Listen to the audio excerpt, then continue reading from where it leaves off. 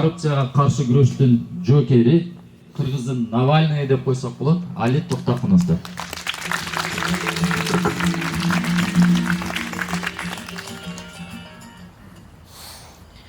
Çok rahmat.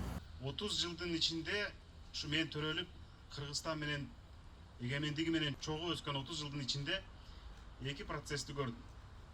Бийликтегилер, саясатчылар элди алдап, түрдүү айламалдары менен колунда болгон байлыгын, мүлкүн, мүмкүнчүлүгүн, ырыскысын, балдарынын келечегин уурдап келатышат. Ушул күндөрү алар элдин ишенимине, элдин жан дүйнөсүнө кол салып, башын айлантып, эң акыркы баалуулугун тартып алуунун аракетинде. Элдин эркиндигин өчүрүп, биротоло кулга айлантуунун айламасын издеп жүрүшөт. Ошол эле учурда экинчи бир процессти көрүп келатам. Биринчи чаар сумкаларын көтөрүп, ушу апаларыбыз турмушубузду тыңдайлы деп дүйнөнүн чар тарабына чыгып, оокат издеп, тентиди. Бактыга жараша ал оңунан чыгып, мына элибиз өзүнүн турмушун тыңдап, курсагы тоюп, кийими бүтөлүп, эми болсо биз жакшы жашайлы, адилеттүүлүк болсун, акыйкаттык болсун, көчөгө чыкканда коопсуздук болсун, балдарымдын келечеги жаркын болсун деп атканда, тилекке каршы мамлекеттин башында тургандар ошондой үмүттү бербей атышат, ошондой мүмкүнчүлүктү түзбөй атышат. Тилекке каршы коррупция өтмө катары өтүп кетти. Муну мен ушул коррупцияны иликтеген журналист катары абдан жакшы таанып билдим. Элдин аң сезимине кол салып атат деп атпаймынбы? Ошолордун бетин ачып, уурдаган миллиардтарын, чет өлкөдөгү кабат-кабат хан сарайларын, бул жактагы тууган уругун бийликке аралаштырып, элди өзү эле эмес, тууган уругу менен кошо талаган кылмыштарын, кыңыр иштерин көрсөтүп берсек, кайра бет тырмаарчылык кылып, кайра өзүңө көөнү сыйпаганга аракет кылып атышат. Элдин башын айландырып, кудум эле жанагы Рыскулбектин 5 каманындай жоруктарга барып атышат.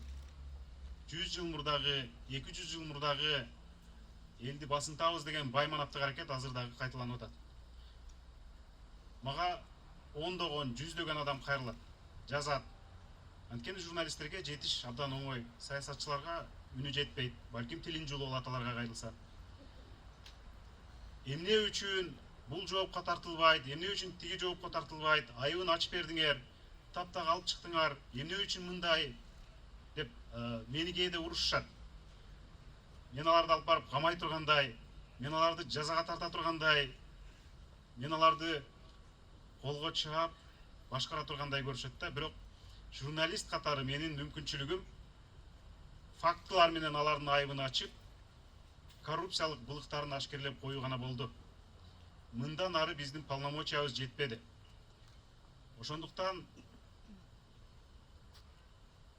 полномочияны кеңейтиш үчүн, ошондой ууруларды колго чабыш үчүн, ошондой ууруларды элдин ырыскысына жолотпош үчүн, уурдап кеткен байлыктарыбызды кайтарыш үчүн мен бүгүн саясатка аттанып атам. Эмне үчүн атамекен, эмне үчүн эгемен коалициясы? Эмне үчүн атамекен, эмне үчүн эгемен коалициясы деп суроо салышы мүмкүн. Мен көрүп атам, кечээ башка партияда, бүгүн түсүн өзгөртүп башка партияга секирген саясатчылар бар. Бүгүн бар, эртең жок. Кечээ бар, мурда күнү жок партиялар азыр жайнайт. Алардан абдан көп сунуш түштү. Алар акчалуу партиялар, алар мүмкүнчүлүгү бар партиялар. Аларга кошулсаң, депутат болуу гарантия. Бирок мен тайманбас, коркпос, майышпас адамдардын катарында турууну кааладым.